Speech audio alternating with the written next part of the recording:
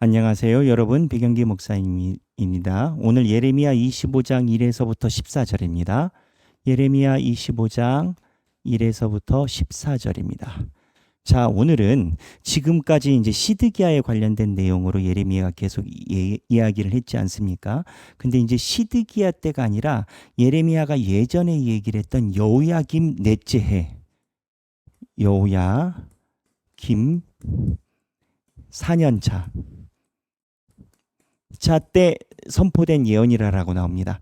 그 성경은 역사적인 기록을 두기 위한 것이 아니라 성경은 메시지를 전하기 위한 목적으로 되어 있습니다. 그래서 메시지의 통일성과 흐름을 위해서 순서가 바뀌는 경우가 기록할 때 많이 등장하고 합니다.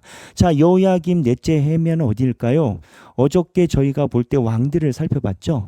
요시야 이후에 여호아스, 여호야김, 시드기야인데 시드기야를 주로 놓고 이제 예레미야가 예언을 했는데 오늘은 여호야김이 왕이 올라간 지 4년 차 됐을 때 예레미야 말에 의하면 23년 차 예레미야가 선포하고 목사 생활, 예언자 생활한 지 23년 차 될 때 이때 본문입니다. 23년 차. 이때 본문입니다. 근데 이때 본문의 주 포인트가 뭐냐? 70년이 지나면 돌아올 것이다. 70년이 지나면 돌아온다라는 것에 말하는 목적이 뭘까요? 하나님의 말씀을 지금 듣고 하나님이 말씀하시는 대로 바벨론에게 포로로 잡혀가는 것, 그리고 하나님의 말씀대로 살아가는 것에 대해서 너희가 집중하라, 이 내용인 건 거죠.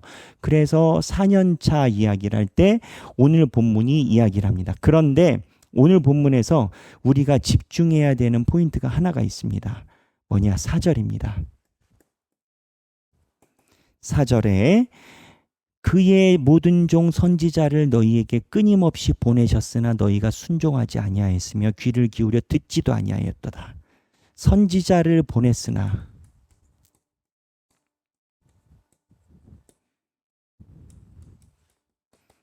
이 얘기를 누가 하느냐?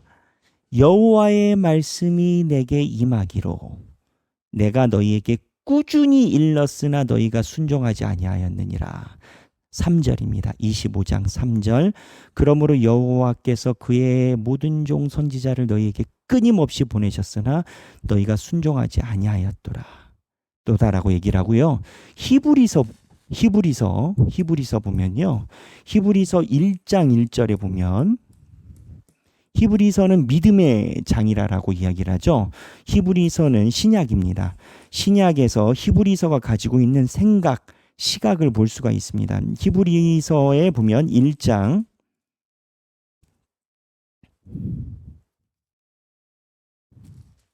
1절에 뭐라고 나오냐면 옛적의 선지자들을 통하여 여러 부분과 여러 모양으로 우리 조상들에게 말씀하신 하나님이 라고 얘기를 합니다. 무엇을 우리가 느낄 수 있을까요? 선지자를 보냈으나 옛적부터 하였으나 하나님은 사실 우리에게 날마다 이야기를 하고 계신 거입니다. 우리가 어떠한 사람을 만나서 신앙의 어떠한 이정표에 대한 생각을 나누든지 어떠한 사람을 만나서 무언가 거부감을 느끼든지 어떠한 사람을 만나서 그 사람으로 하여금 내가 가지고 있는 어떠한 모습에 의해서 용기를 얻을 만한 이야기를 듣든지 하나님은 끊임없이 말씀하십니다. 예레미야가 계속 얘기를 하고 있잖아요. 오늘 예레미야가 몇 번째인지 모르겠지만 우리도 예레미야 소리를 지금 몇 번째 듣고 있잖아요. 가끔 그런 사람들이 있습니다. 하나님께서 나에게 이야기하지 않으시는 것 같다. 나를 인도하시는지 내가 잘 모르겠다. 아니요. 하나님은 쉬고 계시지 않으세요. 우리가 안 들어서 그렇지. 하나님은 우리를 신앙으로 인도하시고 하나님의 자녀로 부족함이 없이 가시려고 끊임없이 이야기를 하고 계신 건 거예요. 우리가 안 들어서 그렇지. 그래서 이러한 관점에서 오늘 예레미야가 이야기를 해요. 너희가 70년 동안 바벨론을 섬기고 올 것이다. 순종하라 이거죠. 어제 순종에 대해서 봤잖아요. 너희 생각에는 안 맞는지 모르지만 정해졌다는 거예요. 하나님이 순종하라는 이 얘기를 하는 건 거예요.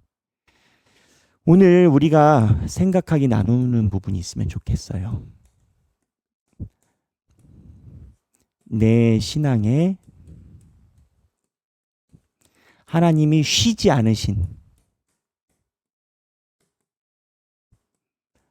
않으셨던 인생의 반환점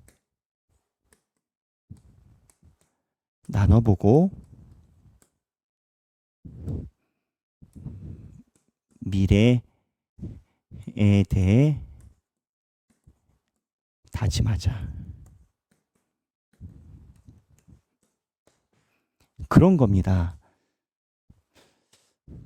내가 신앙생활에 대해서 좀 게으르거나 또는 하나님이 원하시지 않는 방향, 지금까지 묵상한 바에 의하면 하나님 이렇게 말씀하시는 게 너무 부담됩니다.